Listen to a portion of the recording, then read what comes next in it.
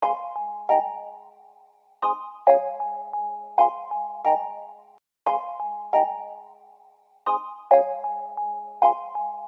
guys, so let us start on with revision of accounting standard 11, the effect of changes in foreign exchange rate.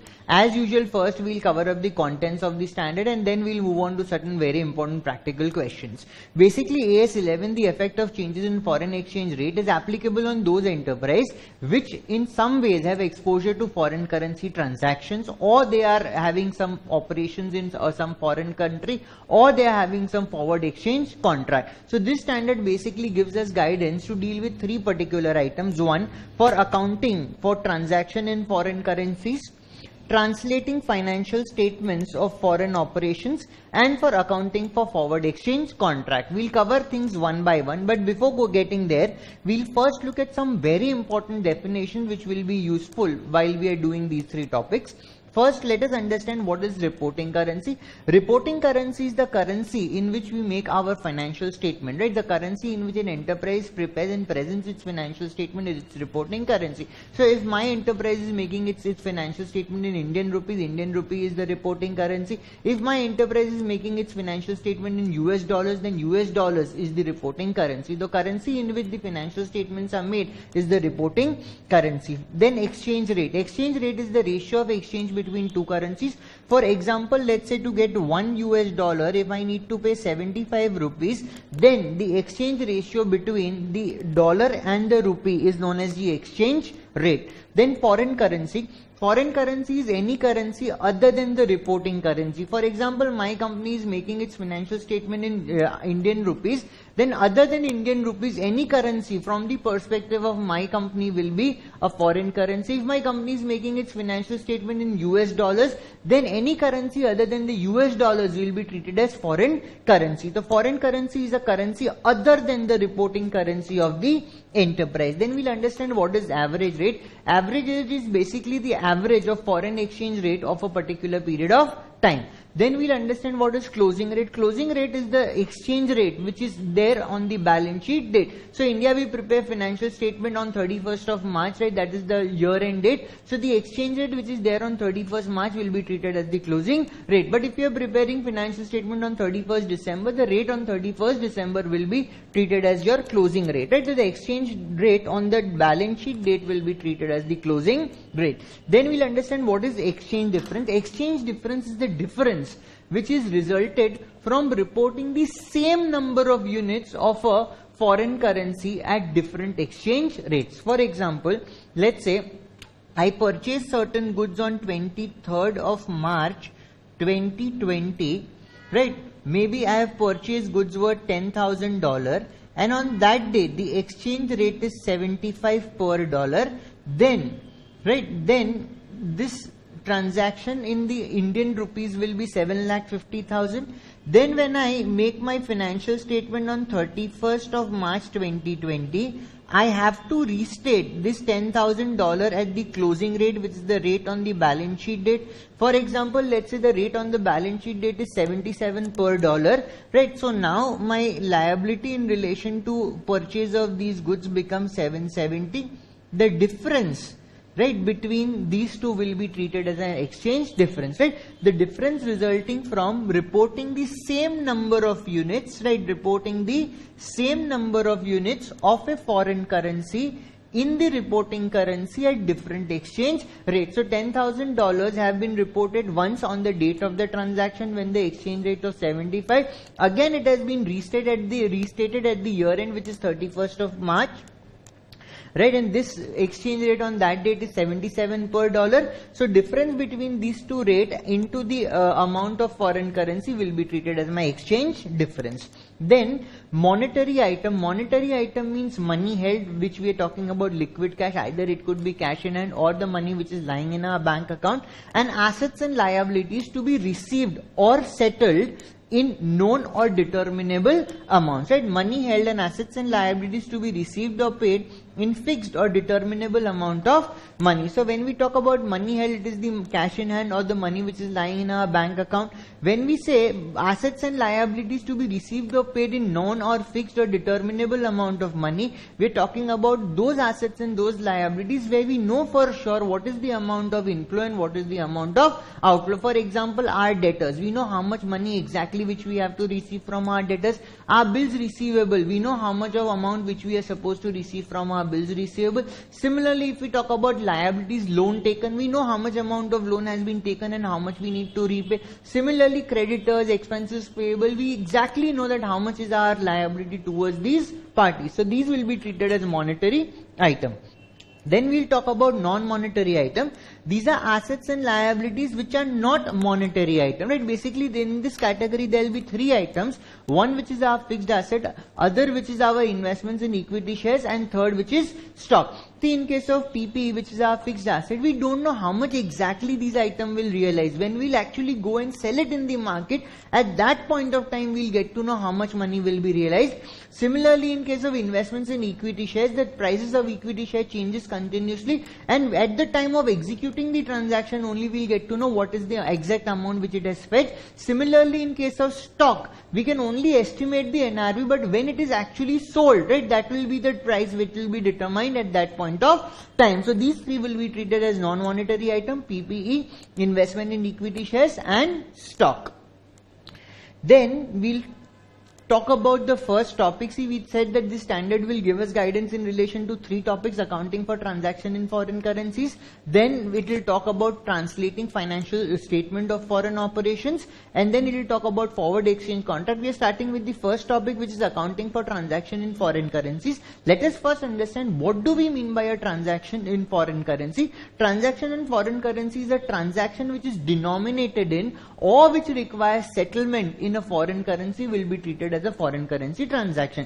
When we say that a transaction is denominated in foreign currency, that means the principal value of the transaction is in foreign currency. Maybe we have purchased certain goods and the invoice is in USD, right? Then that transaction is denominated in foreign currency. Or maybe there is an asset or there is a liability which is there, right? In relation to that asset, the money which we will receive will be in foreign currency, or in relation to that liability, the money which we will pay will be denominated in foreign currency, right? So foreign currency transaction is a transaction which is denominated in or requires settlement in foreign currency. And if we talk about example of these transactions, any transactions, right, which are denominated in foreign currency or maybe which requires settlement in foreign currency will be treated here. Means when we purchase goods, when we sell goods, when we take loan in foreign currency, when we lend to somebody outside India, and that will be treated as foreign currency lending. When we become party to an unperformed forward exchange contract, what is forward exchange contract we'll understand a little later. Or any other asset or a liability which is to be received or is to be paid in foreign currency will be treated as a foreign currency transaction. Now we'll talk about the accounting aspect of it, that how do we account for transactions which are denominated in foreign currency. For example, let's say I make my financial statement in Indian rupees. I purchase certain goods worth $10,000, right? I cannot make an entry in my books of accounts in dollars. I have to convert that $10,000 into the Indian currency to enable me to make an entry into my accounting system. And primarily this standard will give us an guidance that how do we need to convert this foreign currency amount into the reporting currency and do the accounting in the books of accounts. So whenever we talk about these foreign currency transaction, there are two things which we primarily deal with. One, which is the initial recognition. Initial recognition would mean that first time when the transaction has taken place, right, we record it in the books of account. This is normally done on the date of the transaction, and then till the time the transaction is settled, we need to restate this transaction at each balance sheet date. So how this restatement of foreign currency transaction will be done in our financial statement. So first we'll talk about initial recognition. That initial recognition means recording the transaction for the first time in our books of accounts, right? We will have to record obviously in our reporting currency, because if our reporting currency is Indian rupees, we cannot record a transaction in which is denominated in dollars in our books of accounts.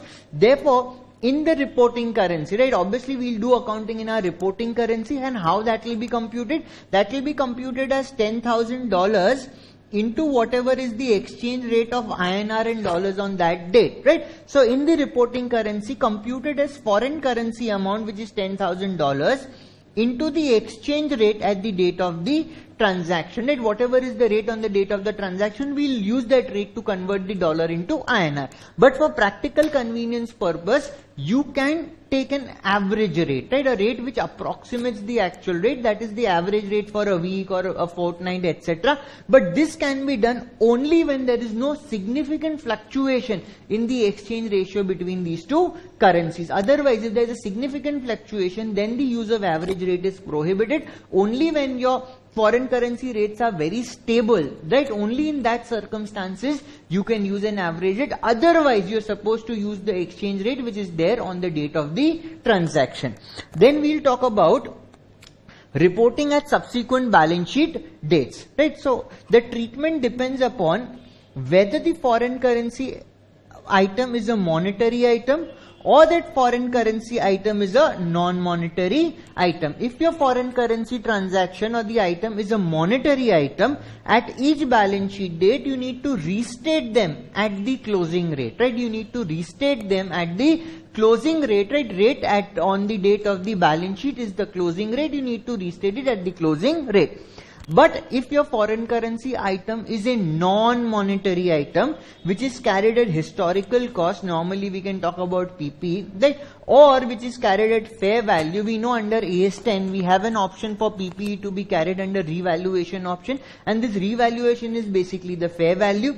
So if it's a foreign currency non-monetary item carried at historical cost, you have to use the rate on the date of the transaction. So maybe I purchased my fixed asset 5 years back, right? Even if today at the balance sheet date when I have to convert that item, if it is in foreign currency, I will use the rate which I had purchased and the rate which was there 5 years back when I purchased that fixed asset. Similarly, in case of fair value, I need to use the rate, right, which was there when that revaluation activity was done.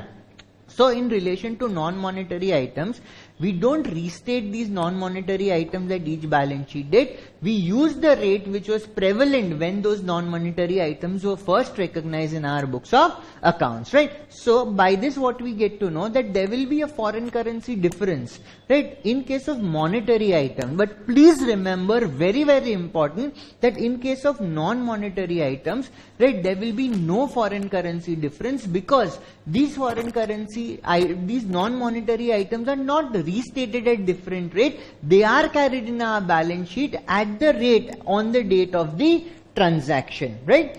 Now,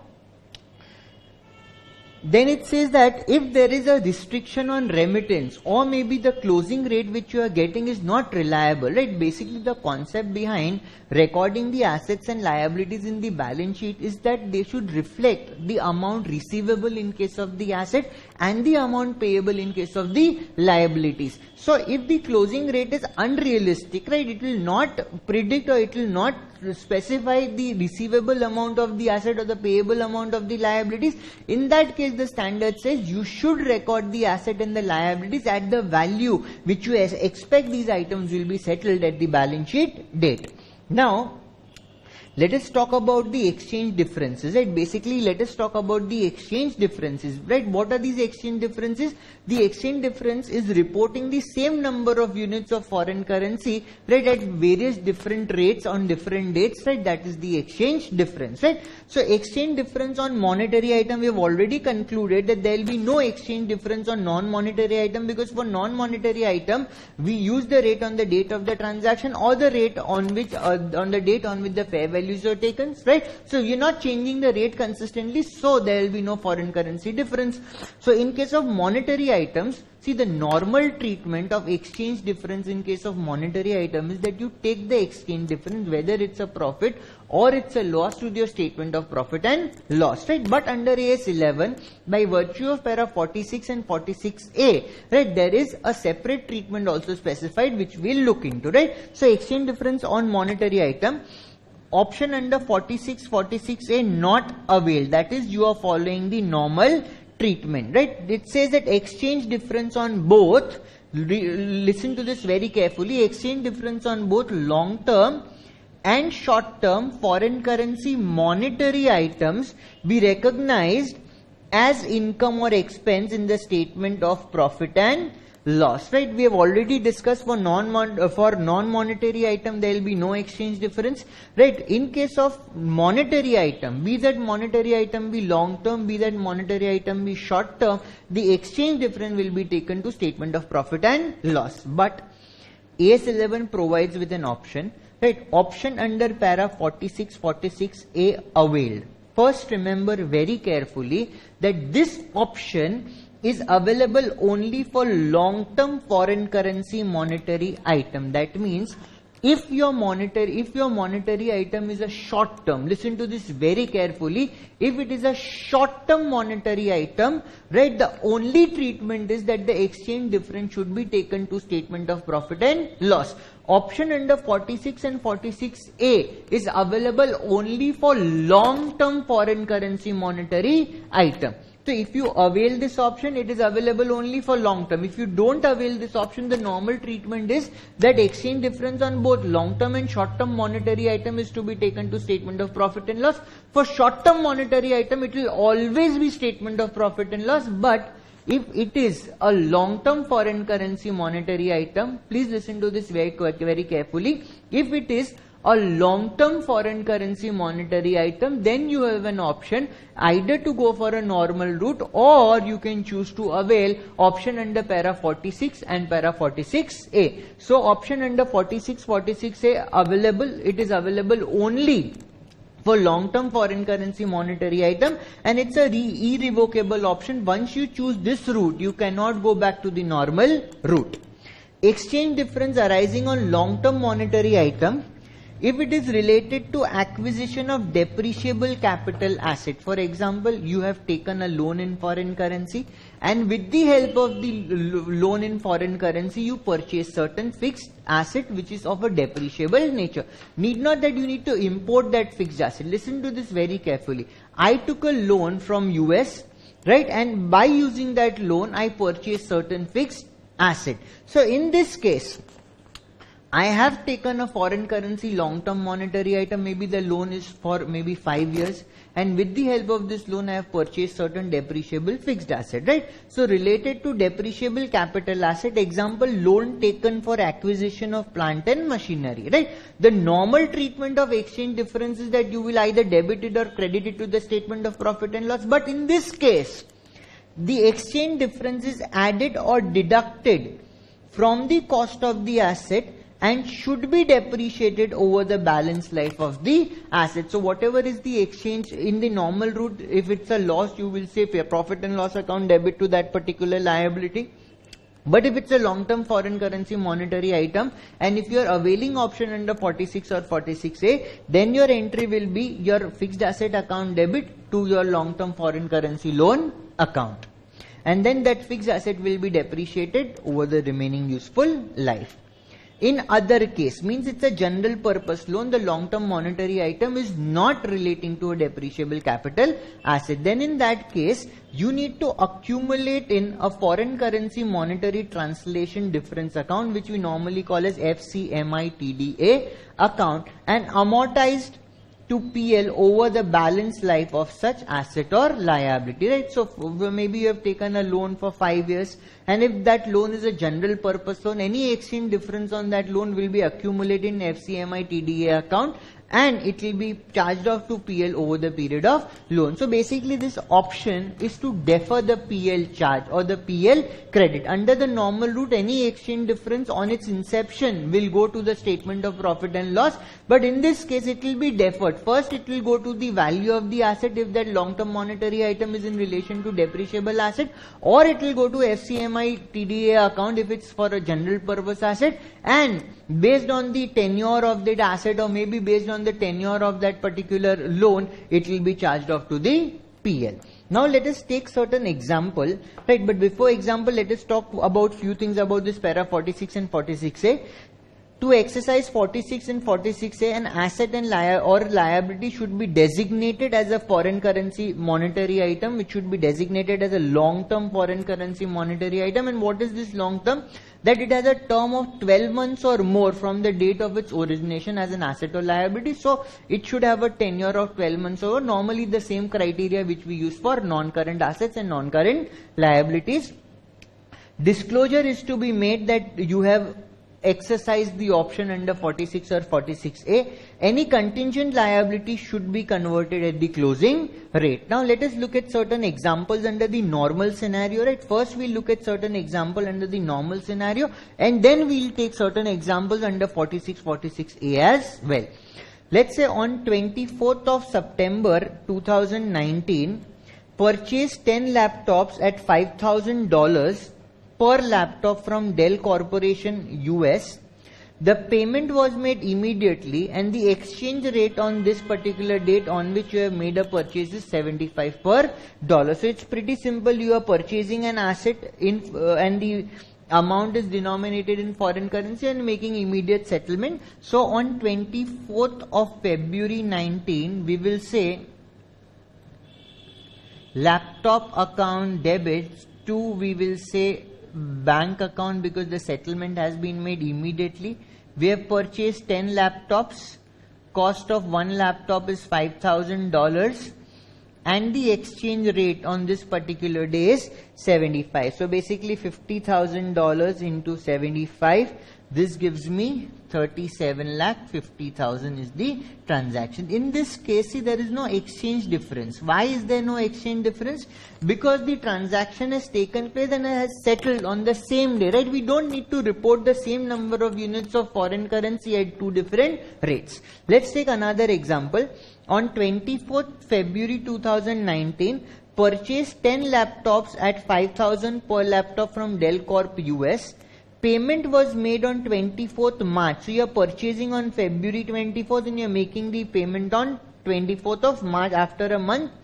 On 24th February the rate was 75 for a dollar and on 24th March after 1 month the rate was 77 per dollar. Now let's see how this transaction needs to be recorded and what will be the treatment of foreign exchange. So on the date of the transaction, which is 24th of February 19, we will say laptop account debit and we'll create a liability for Dell Corp US, which is basically 10 laptop into $5,000 per laptop into rupees 75 per dollar, which is the rate on the date of transaction. So this will come out to 37,50,000. This is 37,50,000. Then on 24th of March 19, we are making the settlement.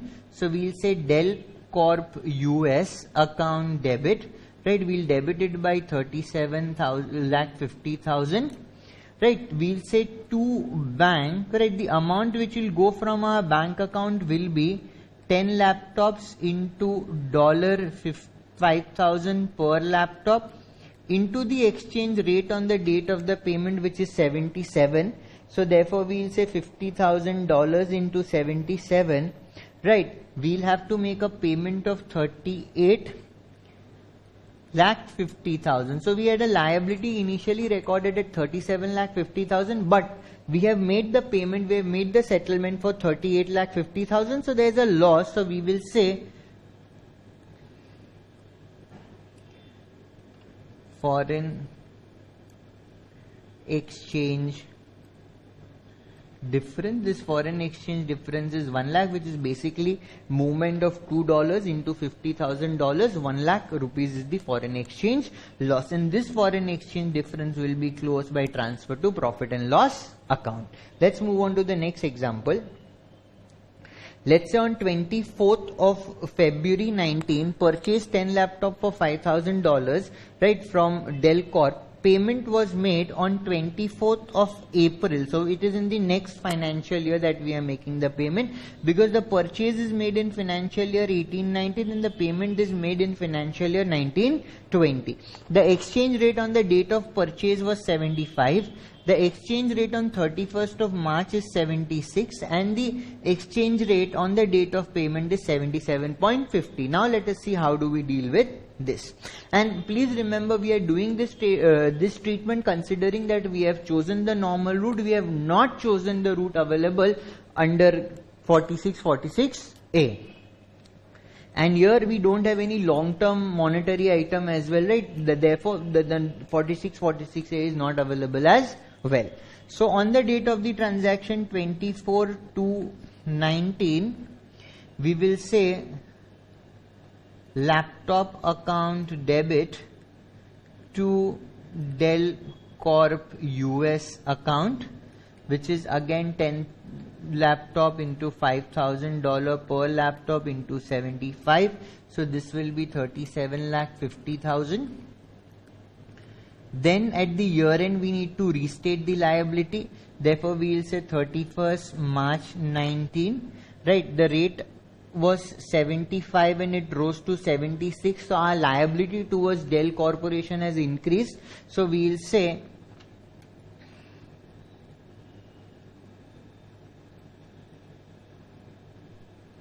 foreign exchange difference account debit to Dell Corp US account, right? We have 10 laptops, per laptop is $5,000 and the exchange rate at the year end is 76 and we had initially recorded at 75. So 1 per dollar. So 50,000 is the loss which we are facing because of increase in the exchange rate. This will be closed by transfer to PL, right? Then on the date of settlement of the transaction, which is 24th of April 19, right, we will say Dell Corp US account debit. See, the balance in the account of Dell Corp US is 38 lakh, 37 lakh 50,000 was initially credited and then subsequently another 50,000 was credited in that account, right? So the total amount which is to be there in the Dell Corp account is 38 lakhs. So we'll debit Dell Corp account with 38 lakhs. Then we'll say to bank account, right? We are paying for 10 laptop. One laptop is $5,000 and the rate on the date of settlement is 77.50 per dollar. So we'll say 50,000 into 77.50, which is 38,75,000. So we'll say 38,75,000 and the difference will be foreign exchange difference account. This 75,000 will be debited to the foreign exchange difference, right? So this is how, and this will be closed by transfer to profit and loss account. So this is how normally we do accounting for our foreign currency transactions. Now we'll also have a look at the scenario when we avail this option under para 46 or 46A. Let us take an example, and with the help of this example we'll see how does that work, right? So let's take an example. Let's say loan taken on 1/4/2020, $50,000 for purchase of machinery on the same day, right? The loan is repayable after 5 years and the useful life of machinery is let's say 10 years, right? Now, let's say exchange rate on 1/4/2020 when the loan was taken, right, and the asset was taken, let's say the exchange rate was $1 was 75. Then on 31st March 2021, which is the year end, let's say $1 was 77. Now let us see how do we account for it, right? And we'll look at both the scenarios when 46 or 46A is not availed and when 46 or 46A is availed, right? So write both the scenarios. We'll say 46A not availed, here 46A availed. Please remember, had this loan been for less than a period of 12 months, right? Option under 46A would not have been available because the long-term foreign currency monetary item, in that case only 46A is available. In this case, the long-term foreign currency monetary item, right? Long-term foreign currency monetary item. This loan is the long-term foreign currency monetary item. If this loan was repayable after 6 months, the option under 46 and 46A would not have been available at all. We would have to go for the normal route only, right? Let us do the accounting under both the scenarios, right? This will clarify the entire scenario in front of you. So we'll say on 1/4/2020, we'll say bank account debit to foreign currency loan, because first the money will come into our account. So we'll say 50,000 into, the rate is 75. So we will say 37 lakh. 50,000 is the amount in INR terms which came to our bank account, right?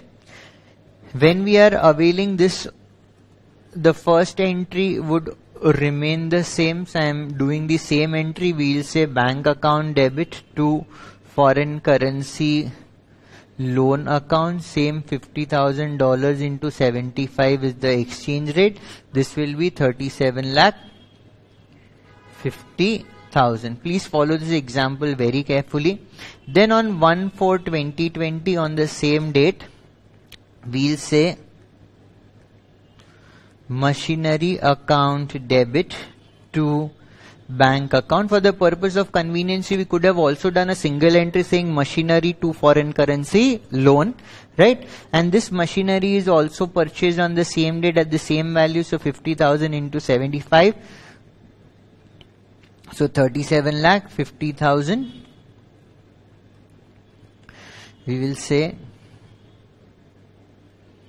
machinery account debit to bank account 37 lakh 50,000. This is 1/4/2020. Now see, we have already seen that in case of foreign currency non-monetary item, please look at this very, very carefully for a total concept clarity. This loan is a foreign currency long-term monetary item. Please remember, this loan is a foreign currency long-term monetary item. Whereas this machinery is a foreign currency non-monetary item. Absolutely clear, machinery is PPE and this machinery is a non-monetary item. And do we restate machinery? No. Machinery, although it's purchased in foreign currency or with the help of foreign currency, right now we haven't said that we have imported this machinery, but had it been that this machinery is imported, still we would not restate it. We would use the rate of 75 to take it forward in each balance sheet date. Now, since this loan is a foreign currency monetary item, we are not availing the option in the first case. Look at this very carefully. So on 31st March 2021, right, the exchange rate has gone up to 77. So our liability, our payable for the loan has increased. So our entry will be foreign exchange difference account debit to foreign currency loan account. The loan is of $50,000, 77 minus 75, right? So 1 lakh rupees is my exchange loss, and this foreign exchange difference will be closed by transfer to profit and loss account. But in case we are availing the option, right, listen to this very carefully, in case we are availing the option under 46 or 46A, in that case on 31st March 2021, our entry will be machinery account debit to foreign currency loan account, and this $50,000 into 77 minus 75, which is the rate of initial recognition, 1 lakh rupees will be debited to the machinery account, right, and credited to the loan account. So if the option is availed, it will not go to the PL and it will go to the value of the asset. And had this loan be a general purpose loan, not for a depreciable asset, right, we will make an entry FCMI TDA account debit to foreign currency loan account. And now on 31st December 2021, we'll say depreciation to machinery account. And look at the value very carefully. We had capitalized it at 37.50 plus 1 lakh, which is this entry, divided by 10, which is the useful life of the machinery, right? So this is how the treatment will differ when the option under 4646A is taken and when the option under 4646A is not availed. To sum up, if you have a short-term monetary item, listen to this very carefully. For non-monetary item, no exchange difference. For non-monetary item, no exchange difference. If you have a long-term monetary item, right, then you have two options. Either to go for normal route where you will debit or credit your exchange gain or loss to PL, and you have another option for long-term monetary item, which is para 46 and 46A. If it is for depreciable item, right, you will add it or deduct it from the value of the principal asset for which that long-term monetary item is associated with. And if it is not for a depreciable asset, you will accumulate the difference in FCMI TDA account and amortize it over the balance life of the asset or the liability. Clear?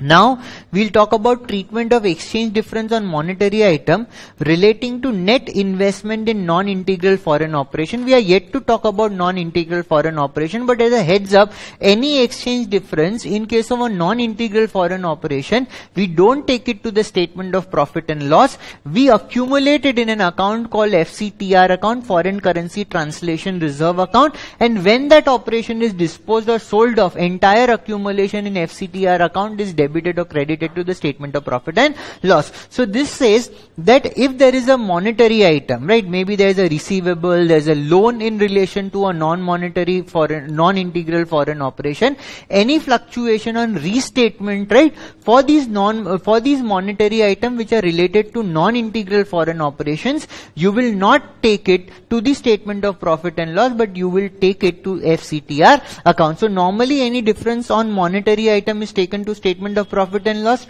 but in this case, if it is related to a non-integral foreign operation, instead of taking it to statement of profit and loss, you will accumulate it in the account which is foreign currency translation reserve account.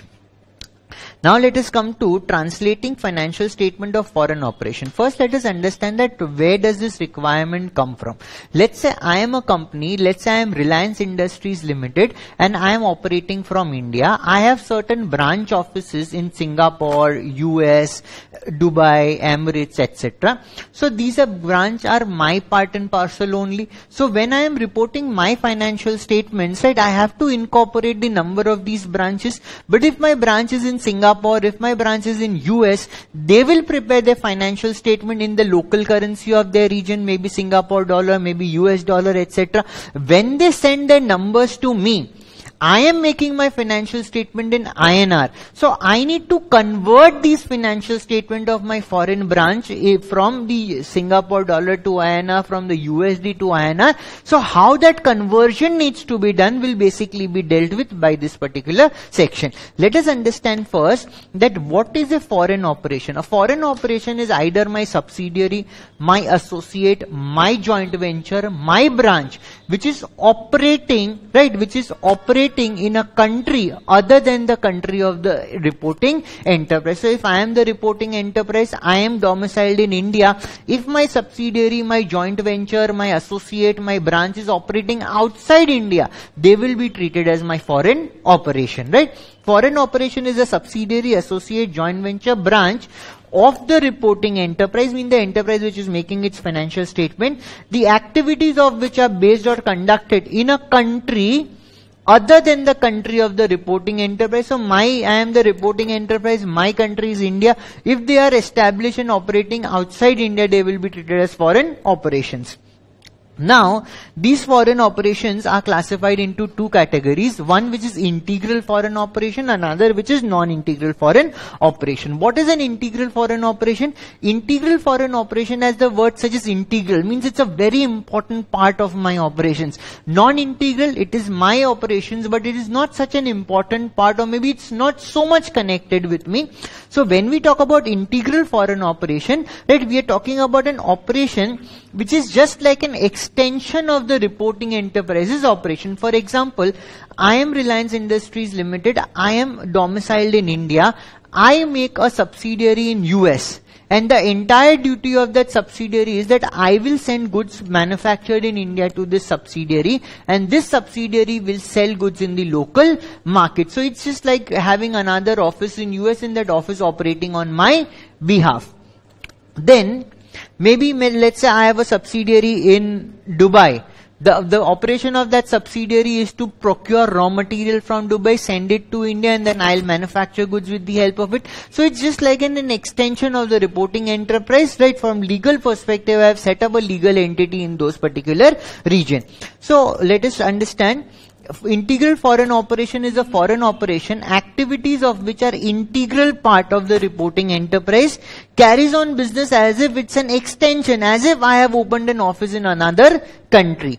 Changes in exchange rate between the reporting currency and the foreign currency has almost an immediate effect, right? It will obviously have an immediate effect, because if I have set up a subsidiary in US which is supposed to receive goods from me and sell in the local market, right, and remit the cash back to me, the fluctuation in the USD INR rate will immediately impact me, because the operations are so much connected and these are happening on a daily basis. But when we talk about a non-integral foreign operation, right, it's not integral, means it operates fairly independently. I do not have too much of intervention, right? It is my subsidiary, it is my associate, maybe it's my branch, but I don't have so much of direct connect with it. It is operating fairly independently. It is procuring its own goods, it is procuring its own loans, it is operating in its own market, and there is not too much exchange transactions between us on a daily basis, right? So non-integral foreign operations accumulate cash and other monetary item, incur expenses, generate income, and arrange borrowing,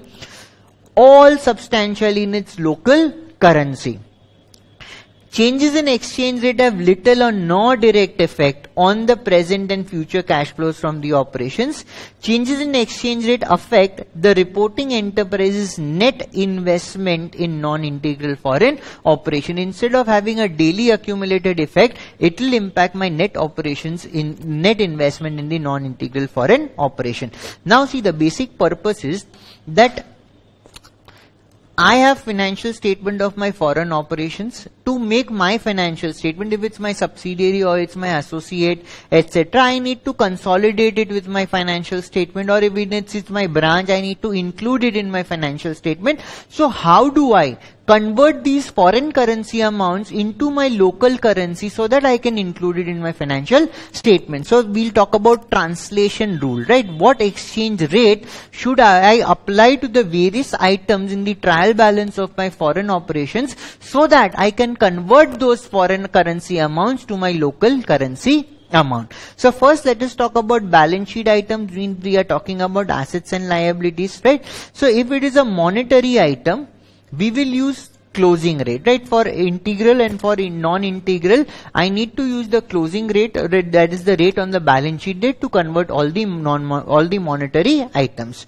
But if it's a non-monetary item, here there is a difference and here there is the only difference there in conversion.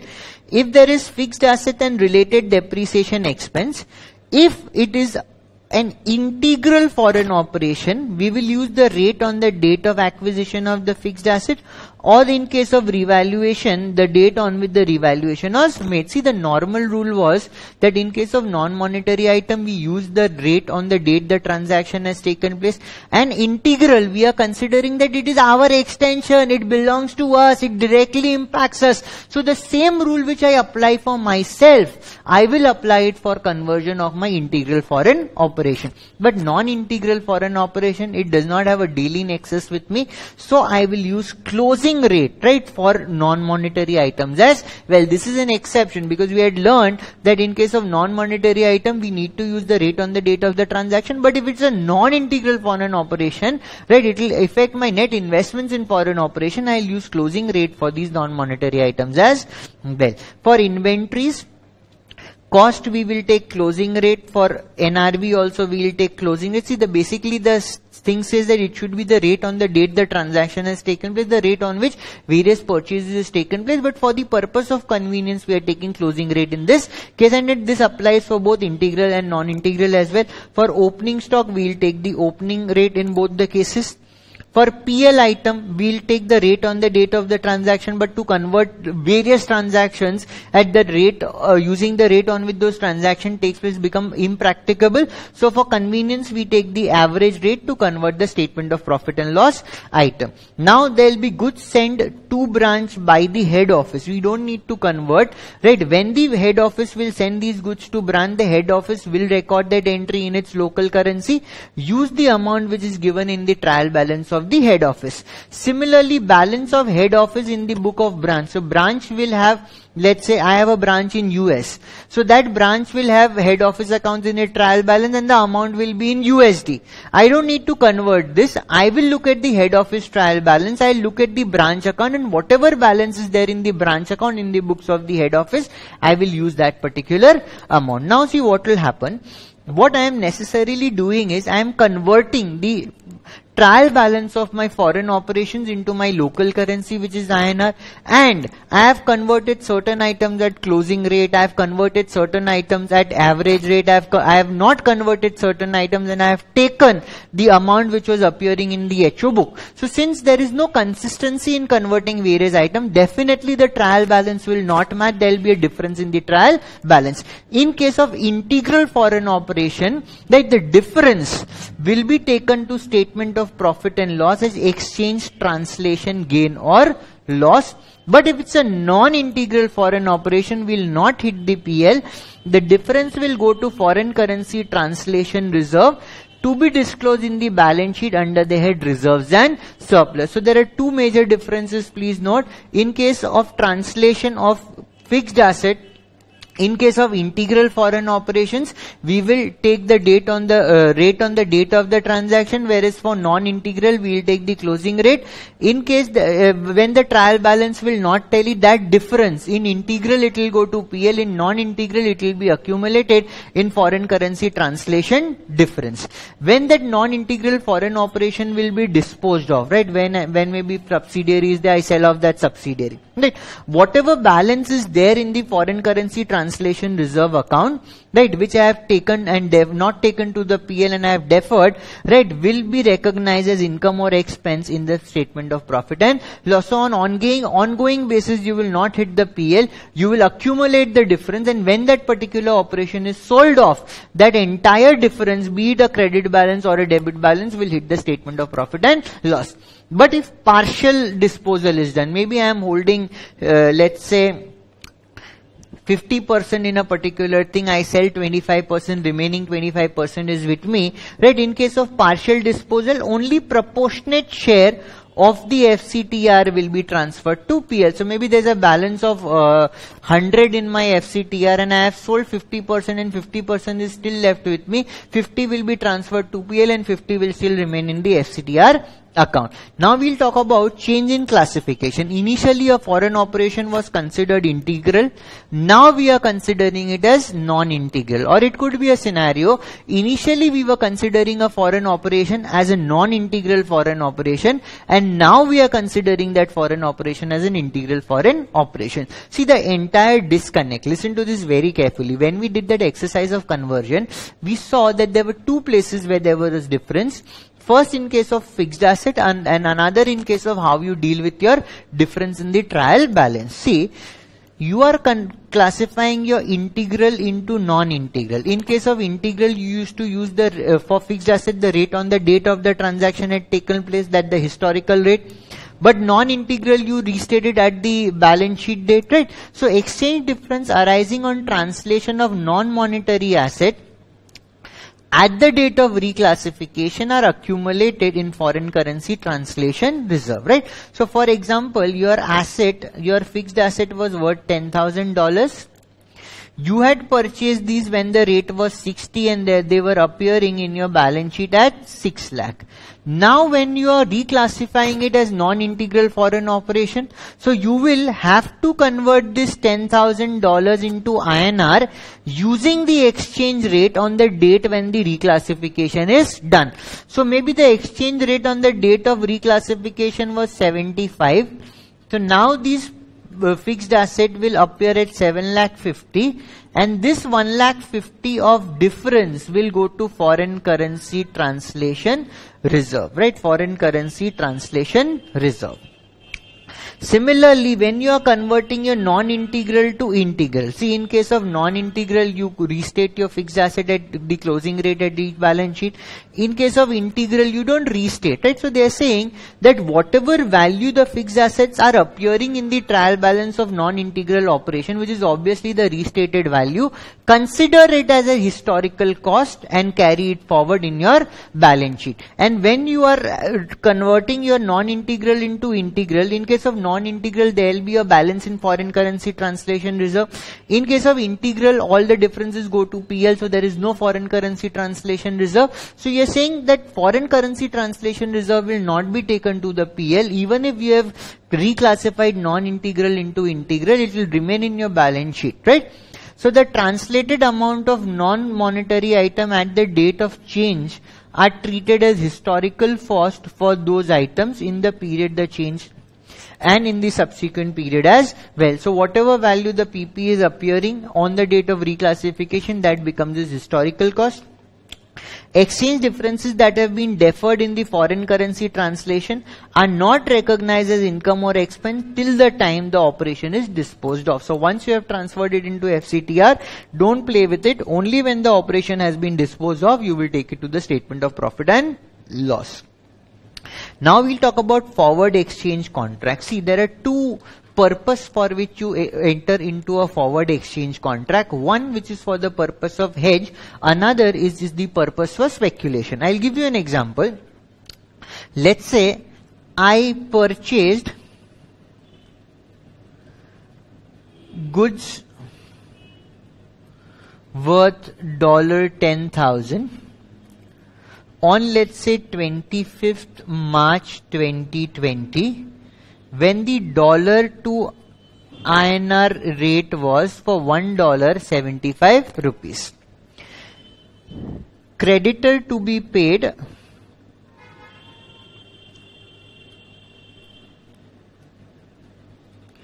on 25th May 2020, right? So when I purchased, right, these goods, I will record purchase account debit to creditor, which is 10,000 into 75. Now I have to make the payment to the creditor on 25th of May 2020, which is after 2 months. I don't know what will be the exchange rate after 2 months, and if the exchange rate becomes too adverse, it may cause significant loss to me. So I am not too much an expert in these foreign currency rates, etc. So I need to protect myself from foreign currency fluctuation, right? See, on 25th of May, what I need to do? I need to purchase $10,000 from the bank and make a payment to my creditor. So on 25th of March 2020 itself, on the date I have made my purchase, I will go to my bank and I will tell the bank that, bank, I need to make a payment of $10,000 on 25th of May, which is 2 months from now. Right? But I want to make a contract today for purchase of these $10,000 from you. Tell me the rate at which I can buy these $10,000, right, on 25th of May and make the payment to my creditor. So the bank told me that you can buy these $10,000 at 78 per dollar, right? Today the rate is 75. The bank is telling me we will sell it to you at 78. We are expecting that the rupee dollar price will be adversely functioning and the exchange rate will increase, right? So I know that I will be making a loss of 3 per dollar, right? 3 per dollar, and into $10,000, my total loss of fluctuation is 30,000.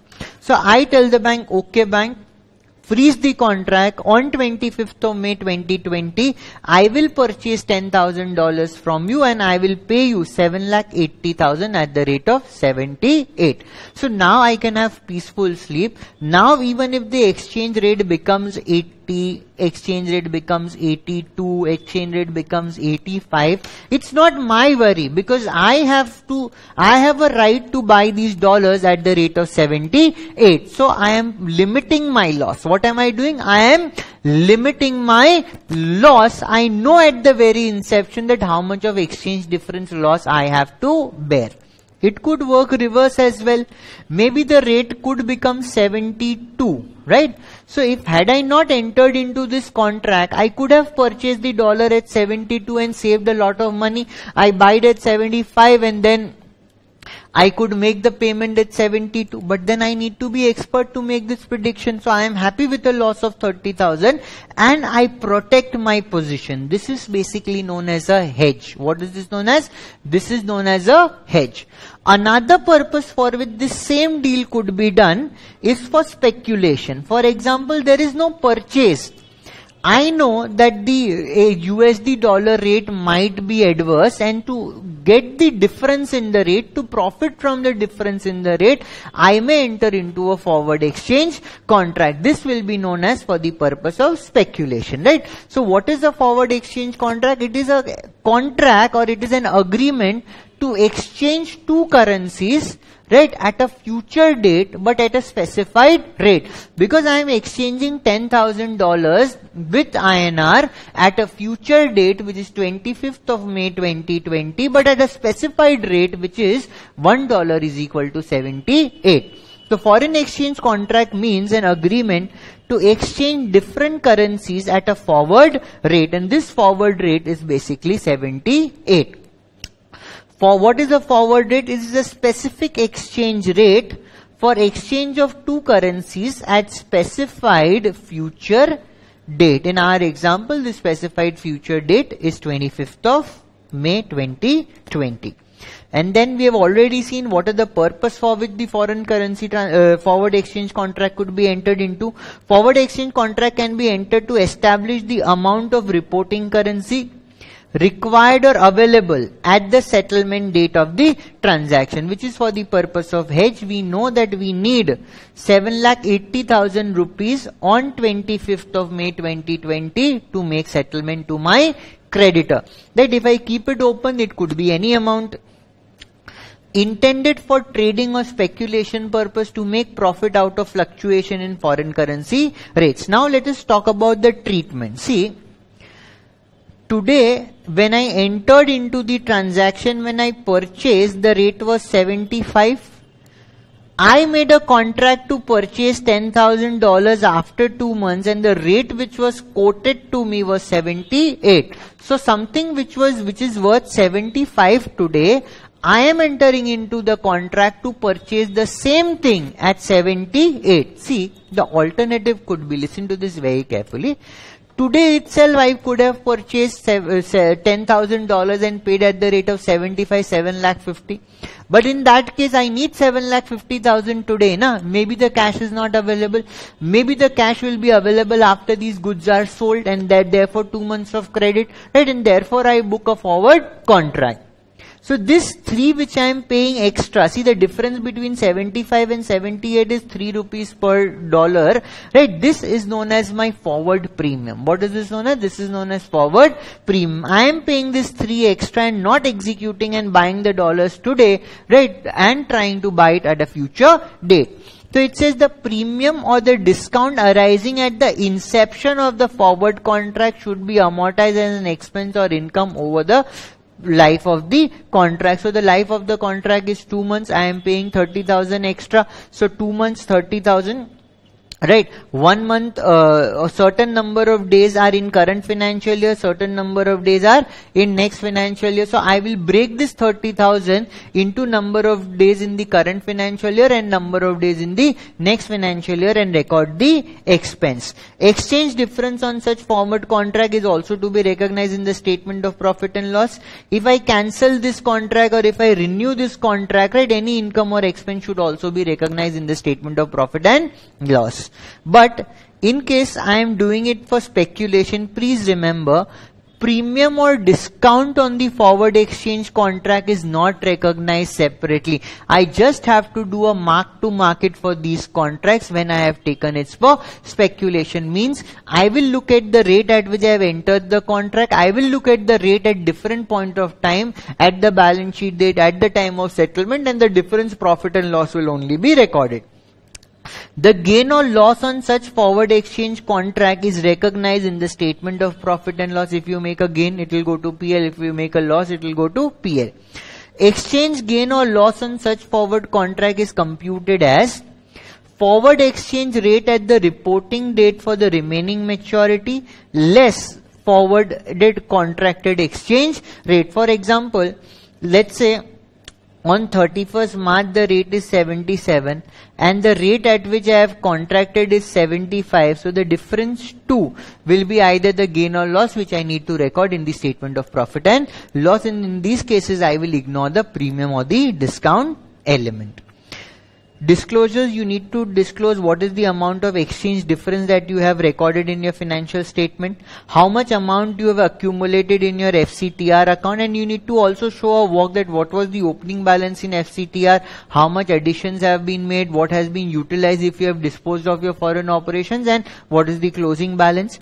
When reporting currency is different from the currency of the country, maybe in India all of us make financial statement in INR, but in India if I am making my financial statement in USD, my reporting currency becomes USD because it's the currency in which financial statement are made. I need to disclose the reason why I am using a different currency than the currency of the country in which I am domiciled. Any reason for change in the reporting currency? I was using INR, now I have shifted to some other currency, then what's the reason for the change? If I am reclassifying my significant foreign operation from IFO to NIFO or from NIFO to IFO, I need to say what is the nature of change, which is IFO to NIFO or NIFO to IFO, reason that I have made the change, what is the impact of the change, and what is the impact on the statement of profit and loss. By this we are done with the entire revision of accounting standard 11. We'll move on to certain practical questions. Let's come to question number 1. It says Opportunity Limited purchase an equipment costing rupees 24 lakh on 1/4/15 and the same was fully financed by foreign currency loan payable in 4 annual equal installments. So it's a 4-year loan. We say that it is long term foreign currency monetary item.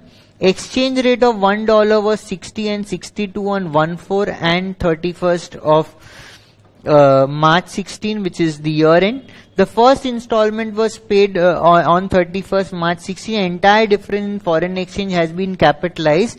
You are required to state how this transaction is to be accounted for. So see, here we have taken a foreign currency loan, and with the help of this foreign currency loan we have purchased a depreciable fixed asset, which is my equipment. So here I have two options, either to go for a normal route. If I take the normal route, the entire exchange difference will go to the statement of profit and loss. Here I have an option to adopt para 46 or para 46A. If I adopt this para 46A, right, the exchange difference in relation to the loan, which is long-term foreign currency monetary item, right, the exchange difference will be added or deducted to the cost of the asset, and it will be depreciated over the remaining useful life of the asset.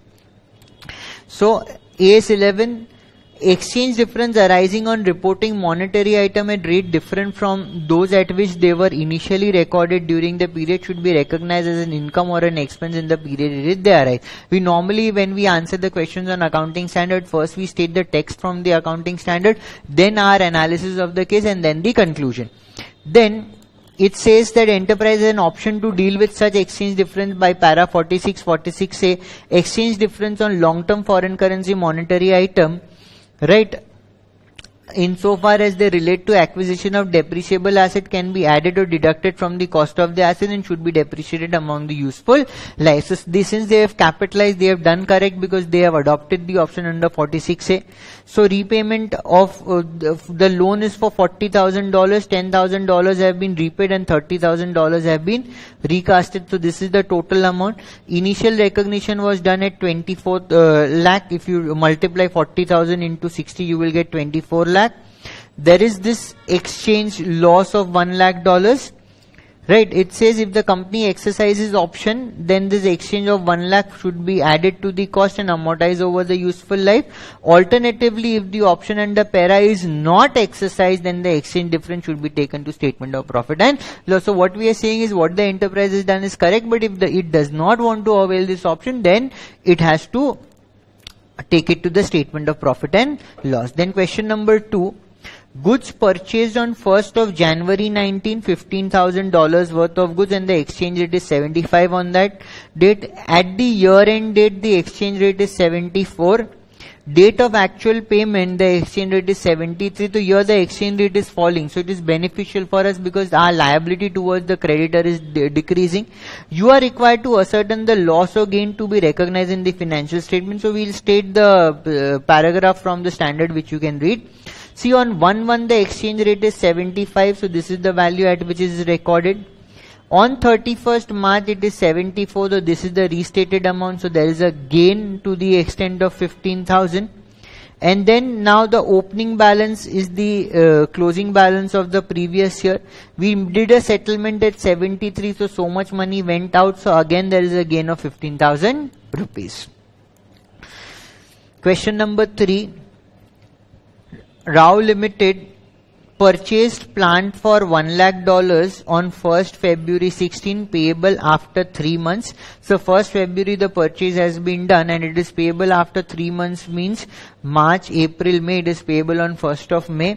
Company entered into a forward contract for 3 months at the rate 49.15. So see, this is not for hedge. This is to establish the currency which is payable, right? Because there is an underlying transaction in this case. So it entered into a 3-month forward contract which it got at 49.15.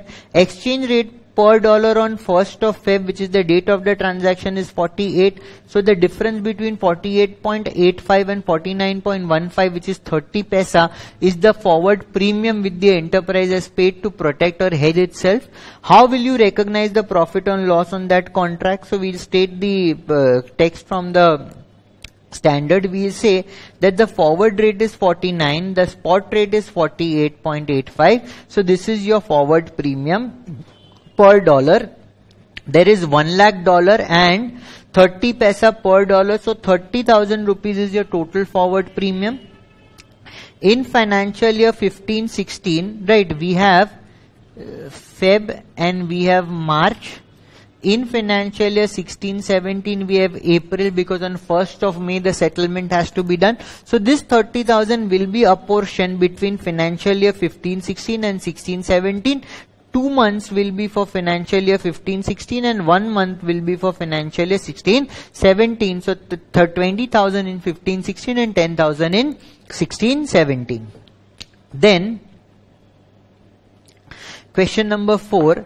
Mr. A bought a forward contract for 3 months for USD 1 lakh on 1st December at $1 is equal to 47.10 when the exchange rate was 47.02, right? So it has purchased a forward contract. It has a right to buy 1 USD at 47.10 when the spot rate is 47.02. On 31st December, when he closed his book, the exchange rate was 47.15. So see, the exchange rate increased. On 31st January, he decided to sell the contract at 47.18. See, he has a right to buy dollar at 47.10. So he will buy dollar at 47.10 and he can sell the dollar at 47.18. So 8 paisa per dollar he is making a gain. Show how the profit on the contract will be recognized. See, here there is no underlying transaction, right? He is doing just for speculation because there is nothing being said that he has entered into the transaction, and to cover that transaction he is entering into this contract. So it is for speculation. In case of speculation, we don't calculate the premium or discount. We just see the difference between the rate on which the contract is entered and the settlement date or the restatement date and recognize the profit and loss. So here what we will say that we sold this contract at 47.18 and we entered this contract at 47.10, right? The difference is 8 paisa per dollar into 1,08,000 rupees. The above gain should be taken into statement of profit and loss. And if you want, you can also do it financial year wise. 31st December, right? 31st December, they are saying the rate was 47.15 and it has purchased it for 47.10. So 5 paisa of gain would be recognized on 31st December, and then 47.15 and the rate at which he has settled the contract is 47.18. So remaining 3 paisa will be in next financial year. If we add these two, this will be 8 paisa into 8,000. They haven't asked us to do financial year treatment. So the total gain on the contract is 8 paisa, which is $1 lakh into 8 paisa, 8,000, and the entire thing will be taken to statement of profit and loss. Then there is some question which is normal. This question is very important. Look at it. This question might come and it's very easy to attempt. Classify into monetary and non-monetary. Share capital will be treated as non-monetary. Trade receivable will be treated as monetary. Investment into equity shares is non-monetary. Fixed asset is basically non-monetary. Absolutely clear by this. So by this we are done with revision of accounting standard 11. I hope it would have enabled you to have a deep understanding of the standard and will help you in your exams. If you like this video, do hit the like button, do comment your feedback, and do subscribe the channel. It will help a lot. Thank you so much and all the best for your exams.